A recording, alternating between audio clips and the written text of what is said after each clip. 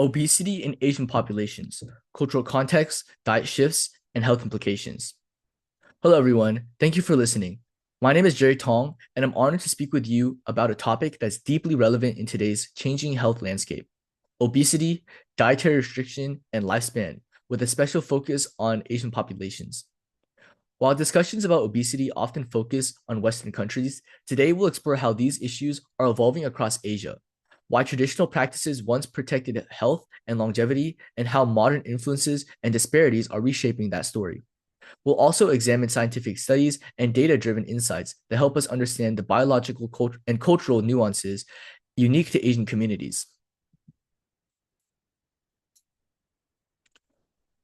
So, global obesity trends and Asia's rapid changes. Let's begin by zooming out to the global context. Worldwide obesity has nearly tripled since 1975, according to the World Health Organization, or WHO. But Asia, once known for its slim populations and low obesity rates, is now facing a rapid and concerning rise. For example, China, the most populous country in the world, had an obesity rate of just 2.6% in 2002, but by 2022, the rate exceeded 16% in adults and even higher in urban youth. India shows a similar trend, particularly among urban children and adolescents. A 2020 study published in Lancet Diabetes and Endocrinology found that urban Indian children had nearly the same rates of overweight and obesity as American children. Countries like Malaysia, Thailand, and the Philippines are seeing some of the fastest growing rates of diabetes and metabolic syndrome in the world. Now, why is this happening? Well, it's a combination of dietary shifts, sedentary lifestyles, urbanization, and socioeconomic changes that are leading to more consumption of processed foods, sugar-sweetened beverages, and fast foods. But unlike Western populations, many Asians develop metabolic issues at a lower body mass. So, understanding Asian body composition and BMI. So, BMI, or the body mass index, is measured by dividing weight in kilograms by the square of height in meters. Now, you can also do this by dividing pounds by inches squared, but you have to convert all of the units to kilograms and meters. And you can find your BMI by just going to the BMI calculator. You search it up, right? You'll be able to find it. But one of the most critical things to understand is that the standard body mass index, or BMI, is not equally accurate across populations. An essential point is that Asians often have different body compositions than Western populations. Asian populations typically have a higher percentage of body fat, particularly visceral fat, even at lower BMIs. This fat surrounds internal organs and is more dangerous than normal subcutaneous fat. And as a result, many Asians develop insulin resistance, fatty liver, and cardiovascular diseases at BMI levels considered healthy in Western standards. So Asians are also more likely to develop type 2 diabetes and cardiovascular diseases at a BMI of 23 or higher, rather than the 25 cutoff typically used. This led to the development of ethnic-specific BMI guidelines. So, for example, a BMI of 23 or 20 to 24 is overweight for Asians, and a BMI of greater than or equal to 25 is obese for Asians. So, you can also look down here on the left. Underweight for normally is less than 18.5. Normal is less than 25. Overweight is 25 to 30, and obese is greater than 30. However, what is true for Asians is not true for normal BMI measures. And greater than 25 is obese for Asians, 23 to 25 is overweight, and 23 is normal. So you can see that it's lower for Asians. Sorry. Now, a 2004 study in the International Journal of Obesity found that South Asians have 3 to 5% higher body fat than Caucasians at the same BMI. This hidden fat, especially around organs, contributes to increased insulin resistance and heart risk. In Japan and South Korea, health systems have adapted to these findings with population-specific criteria, but other countries, particularly in South and Southeast Asia, still lag behind in screening and early intervention. Now, this calls for region-specific clinical guidelines, not one-size-fits-all models. Waist circumference. So let's talk about it. A simple but powerful measure of health risk. So for general populations, abdominal obesity is defined as a waist circumference of 102 centimeters or more for men and 88 centimeters or more for women. But for Asians, the risk starts at 90 centimeters for men and 80 centimeters for women. So ideally, for Asian individuals, maintaining a waist size below 78 for men and 72 centimeters for women is associated with significantly lower health risks. So why does this matter? Because even at same BMI or waist circumference, Asian individuals tend to have more body fat, less muscle mass, and a higher risk for conditions like diabetes, high blood pressure, heart disease, fatty liver, and liver cancer. Now let's look to the right. These are two body types, the apple shape and the pear shape. Now, what we have to look at is waist to hip ratio. And this is more accurate or more broadly encompassing to assessing risk. So this compares the width of your waist to the width of your hips. A ratio above 0.9 for men or 0.8 for women suggests more abdominal fat, also known as the apple shape. And this carries higher health risks compared to the pear shape, where fat is stored more in the hips. So if you take one number from this home, make sure to measure your waist, not just your weight. It's a quick, informative step protecting your long-term health, especially in Asian populations where the risks can be hidden even at a normal level in BMI or waist circumference. Traditional Asian diets and longevity. So traditionally, Asian diets have been remarkably healthy. Let's take a look at what makes them so beneficial. So first, let's look at the Japanese diet. The Japanese diet is high in omega-3 rich fish, seaweed, soy, fermented foods like miso, and low in red meat. Combined with small portions, it contributes to Japan's status as one of the healthiest countries globally, with an average life expectancy of 84.5 years, according to the OECD in 2022. Next is, let's look at the Chinese diet. So in the Chinese diet, a balance of yin and yang is key. So this is very common in the traditional medicine, which is considered controversial, but in the aspect of these kind of diets, it is beneficial. And this includes leafy greens, tofu, herbal broths, bitter melon, and rice or millet. So fermented vegetables like kimchi or pickled mustard greens provide gut health benefits. Next, let's look at the Indian diet. Especially among vegetarians, diets centered on legumes, spices like turmeric and cumin with anti-inflammatory properties, and whole grains like millet or brown rice. Many rural diets are low in fat and sugar. Southeast Asian cuisines feature fresh herbs, coconut-based curries, light broths, and fermented fish products, combined with cultural practices of eating home-cooked meals and sharing food communally. Now, these diets are naturally lower in calories, high in fiber and antioxidants, and rich in plant-based nutrients. However, it is important to know that everything I just mentioned earlier are traditional diets, and this balance is lost rapidly, or is being lost rapidly. So, Western diets in Asia and their impact. With globalization has come dietary westernization, a trend marked by increased consumption of ultra-processed foods, sugary drinks, red meats, and refined carbohydrates. According to a 2019 report by the FAO and the WHO, the fastest increase in soft drink consumption has occurred in Southeast Asia. McDonald's and KFC outlets have exploded across cities in China, India, and Indonesia, reshaping eating habits. Now, research from the BMJ in 2015 shows that Western-style diets are associated with higher levels of obesity, type 2 diabetes, and non-alcoholic fatty liver disease. These effects are amplified in Asian populations due to genetic and metabolic differences. For example, the TCF7L2 gene variant, the long word, which is linked to higher diabetes risk, is more prevalent in East Asians and South Asians. Coupled with a sedentary lifestyle and lack of dietary fiber, these risks compound quickly. Now, caloric restriction and its impact on lifespan. Caloric restriction, or CR, is the most studied and consistent non-genetic intervention known to extend lifespan and delay the onset of age-related diseases in animals. So there's a famous study by the National Institute on Aging where rhesus monkeys were subjected to a 30% calorie reduction, and they had lower rates of cancer, heart disease, and insulin resistance, and lived longer than the control group. But what does this say about humans, and especially Asians? Well, the Okinawan diet in Japan provides a real world example.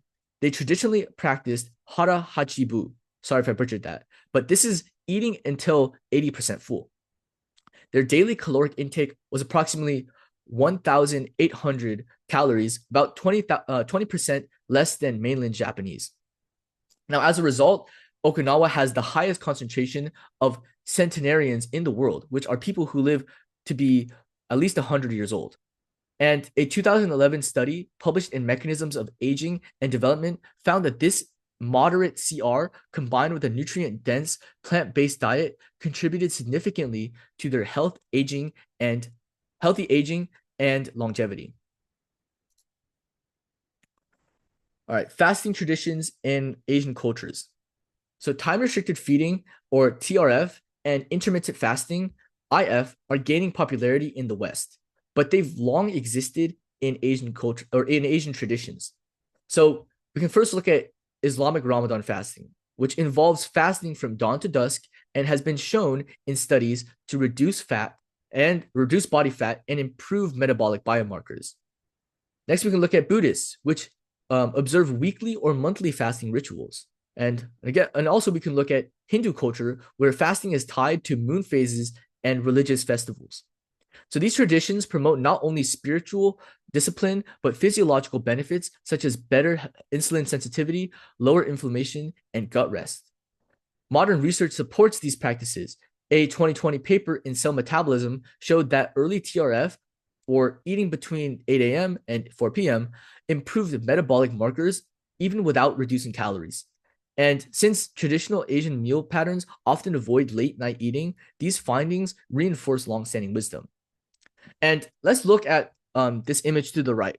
So this is from Joseph Takahashi and colleagues at the UT Southwestern Medical Center.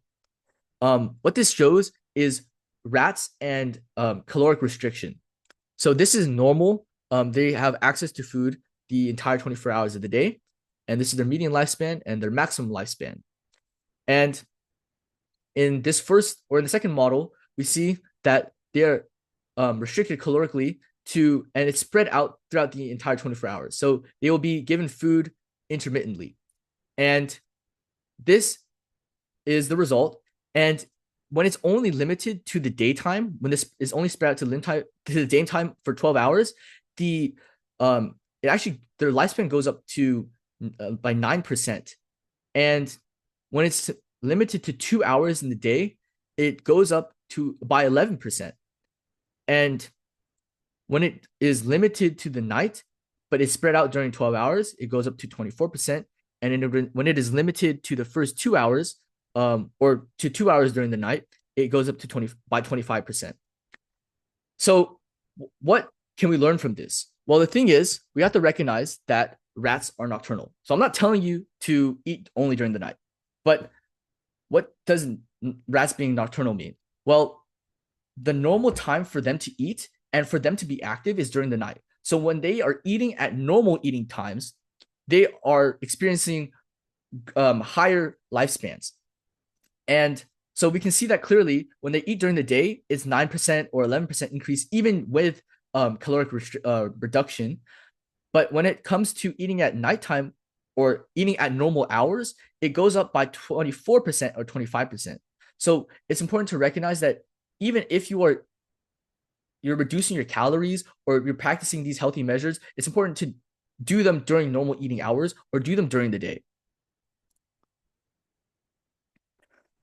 Next is protein intake and its role in aging. So another key area of research is the role of protein, specifically amino acid composition, in aging and chronic disease. So high intakes of methionine and branched-chain amino acids, or BCAAs, often found in red meat and dairy, are associated with insulin resistance and increased cancer risk. However, plant proteins, in contrast, contain fewer of these aging-associated amino acids. In a 2014 study published in Cell Metabolism, mice fed a lower protein diet had lived longer, and human data showed that individuals aged 50 to 65 who consumed high animal protein had a 75% increased risk of early death. And traditionally, in Asian diets, it is based on tofu, lentils, mung beans, and fermented soy. These naturally limit these proteins while still providing essential amino acids. Unfortunately, meat consumption in China has quadrupled since 1980, with similar trends in South Korea and Vietnam. This Western style protein shift may undermine the health advantages of traditional diets. Age-based protein needs and Asian cultures. So while lower protein intake may support longevity in midlife, older adults need more protein to preserve muscle mass and prevent sarcopenia. Asian cultures show an intuitive understanding of this. Elders are often served soft, high-protein foods like congee with egg, tofu, or fish. Herbal broths and tonics aim to restore vitality and support digestion. Ayurvedic and Chinese medicine, which again is controversial, but in this case was actually good. They both recommend warming and nourishing food for the elderly, aligning with modern understandings of anabolic resistance and changing metabolism. A 2021 study in nutrients emphasized the importance of life stage tailored protein intake, moderate in youth, restricted in midlife, and higher in old age. So let's talk about Asian disparities and underdiagnosis in Asian populations. So despite their unique metabolic risks, Asian populations are often left out of medical research and underdiagnosed in clinical settings. So let's talk about the underrepresentation first. Asians make up less than 2% of clinical trial participants in the US, despite being over 7% of the population, according to FDA in 2022. Misdiagnosis. Many Asians are told they're at healthy weights because they fall below Western BMI cutoffs. But as we discussed earlier, they may still carry high visceral fat. In the US, Asian Americans are 40% more likely to be undiagnosed diabetics compared to white counterparts, according to a 2015 study in Diabetes Care. In South Asia, diabetes often presents earlier, progresses faster, and leads to complications sooner. Yet health infrastructure is often not equipped for early intervention or education. The impact of immigration on health and diets. So now what happens when Asian individuals move to Western countries? Studies show that acculturation, or the process of adapting to a new culture, often leads to higher obesity rates. Why? Well, number one is increased exposure to fast food. Number two is sedentary office lifestyles. Three is lack of time for home-cooked meals. And four is cultural loss, less traditional foods, fewer community meals. But here's something fascinating. Biculturalism, or maintaining both cultural identities, has been linked to lower obesity levels. Holding onto cultural food practices, language, and community bonds can offer a buffer against Western dietary risks. First-generation Asian Americans or Asian immigrants often retain healthy dietary patterns, but by the second generation, there is a significant cultural loss. A 2018 study in Journal of Immigrant and Minority Health found that second-generation Filipino Americans had obesity rates nearly double those of their parents. Now, acculturation leads to more fast food, less home cooking, increased screen time, and disrupted meal schedules. Combined with genetic risk, this accelerates obesity and metabolic disorders. Maintaining cultural dietary practices is not just about heritage, it's a powerful tool for health. Now, earlier I talked a lot about differences in genetics for Asians, but now let's actually go into the details of it. So let's take all the information previously discussed and apply it to Asian genetics. Asians have the thrifty gene. The term thrifty gene was first proposed by geneticist James Neal in 1962 to explain how certain populations, particularly those from regions where famine or food scarcity was common. and how they had developed genetic adaptations that favored efficient fat storage. This gene is thought to regulate the body's ability to store fat during times of plenty. And in times of famine or food shortage, individuals with these traits would have been more likely to survive because their bodies could store energy or fat more effectively. In periods of caloric surplus, they could store more fat for use when food became scarce again. And in the modern world, where food is abundant and physical activity levels are often low, this ability to store fat efficiently can backfire, leading to obesity, insulin resistance, and increased risk of type 2 diabetes. The gene itself isn't directly responsible for obesity, but may make individuals more susceptible to the diseases under certain environmental conditions. So for many centuries, populations in Asia were often faced with harsh environmental conditions and periods of famine. This led to the evolutionary development of the thrifty gene, especially in areas where food supply was unpredictable. And many Asian populations, especially those in rural areas, experienced frequent food shortages. Traditional agricultural practices such as rice cultivation were vulnerable to natural disasters like droughts, floods, and pest infestations, leading to periodic famines. Populations in these regions would have benefited from genetic adaptations that favored fat storage during times of abundance, allowing them to survive during leaner times.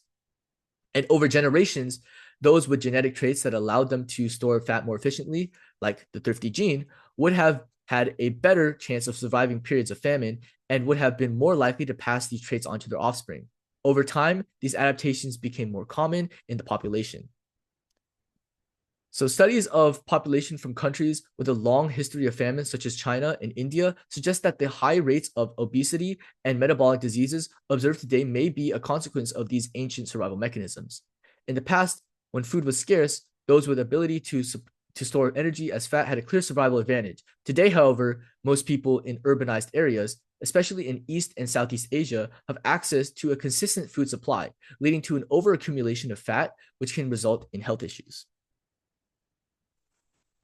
So if we look to the right, this is the thrifty phenotype. And during these are the days of overfeeding periods. And on the y-axis, you see the percent weight change compared with baseline. And you see that the thrifty phenotype actually increases very fast compared to the spendthrift phenotype, which is people who are less efficient at storing fat. And next, reclaiming cultural nutrition for health. So we're coming to the end of the slides, and basically what I want to discuss is how we can improve our outcomes. So number one is we must reinforce traditional food values in public health messaging. Number two is we must develop culturally competent dietary guidelines and BMI cutoffs. Number three is promote time-restricted eating and portion control. Four is limit red meat and processed food intake. And number five is empower communities with education, representation, and early screening. So collaboration between modern medicine and traditional wisdom can offer powerful tools. It's not just about going backward, but going forward with knowledge and balance. So now that we've kind of discussed all the things we can do, I'm going to give you guys a fun fact. So a critical or a major part of Chinese or Asian cuisine is rice. And so I'm going to give you a very interesting fact about rice. When rice is cooked, its starch becomes gelatinized, soft and digestible. But when it's cooled in the fridge for at least 12 hours, some of that starch reorganizes into a form that resists digestion called resistant starch. Reheating the rice does not eliminate this resistant starch. This process is known as starch retrogradation. Now, rice, when you just make it, is probably not the greatest for you. But after refrigerated, it has a lot of health benefits because of this resistant starch. So, the first health benefit is lower blood sugar response. So resistant starch acts like fiber, meaning it doesn't have a big spike in blood glucose or insulin levels.